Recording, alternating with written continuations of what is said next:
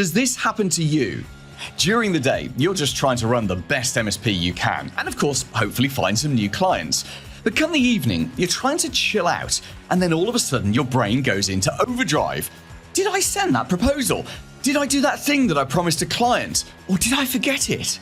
If you want to run the best MSP you can and find new clients at the same time, without the fear of ever dropping the ball, you need to get this system into your life. Sometimes the hallmark of a business owner is that we pride ourselves on our busyness as much as on our business.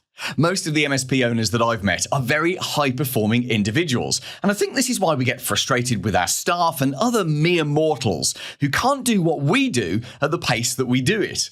But even you and I have our limits, and I know that I'm approaching mine right now. I've got several projects which all seem to be concluding at the same time.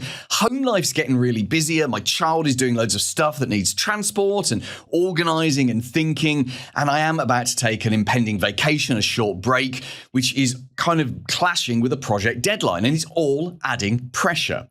Yes, this recording is my way of getting counselling. Thanks very much for being there for me.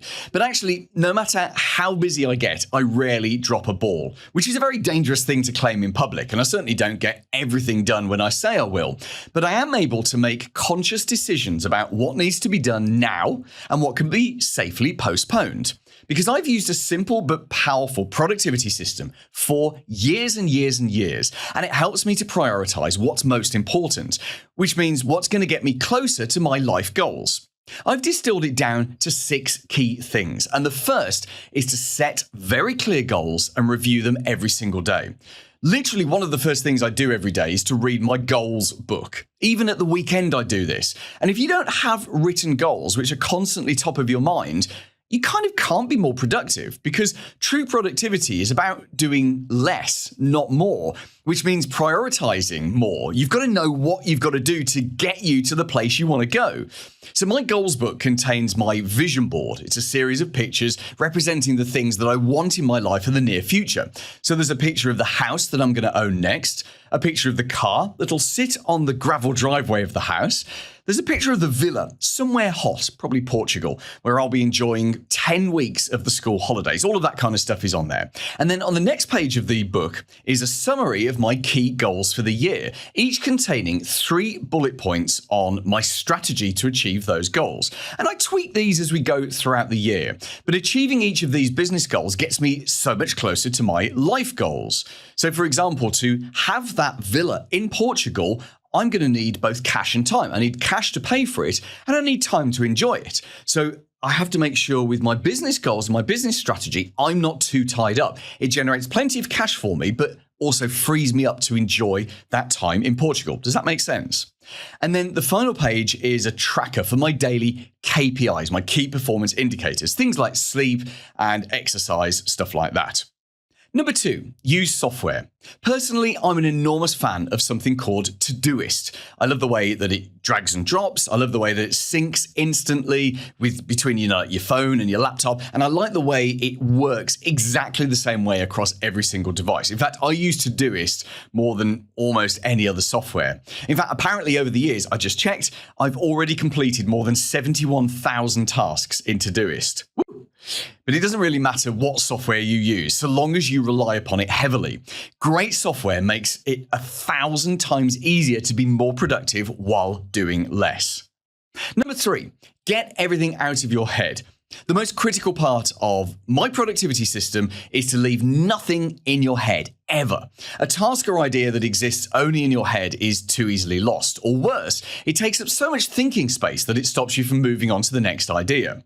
Todoist has an inbox that I can add tasks to, and I can even email them in using email, or if I'm driving or something, I can use, I try to use Siri, but we all know how hard that is. So I use an app called Brain Toss. And at night, I have a pad next to my bed to write down ideas without having to wake myself up, getting the blue screen of using my phone. Number 4, keep projects and tasks separate. Within your productivity software, you need 2 separate sets of to-do lists. The first are projects, and these are the big things that move your business forward. Each project has its own list of tasks, all broken down into the smallest possible chunks. So by doing this, it allows me to sit and focus on a project for a few hours before moving on to the next project. The other to-do list I've got is just everyday tasks. These are things that need to be done, but they don't necessarily help me achieve anything. So I do schedule tasks for specific days of the week, and then I swap them around when they don't get done. So for example, Tuesdays is always the days that I record my podcast and YouTube videos. And that's there in my productivity system every week, protected time. Whereas there are other things today, like I do a weekly update to my team of how well we've done in the last week, what our performance is. Sometimes that gets bumped off Mondays or Tuesdays, and I end up doing it on Wednesdays. Doesn't matter, but it never falls out of the productivity system until it's done. Number 5, rank and dump. Not all tasks are equal, so you need to find a system of ranking them that works best for you. I've tried traffic light rankings before, I've tried the A, B, C thing, but now I just keep it really simple. I label tasks that get me closer to my goals and I put them at the top of the list.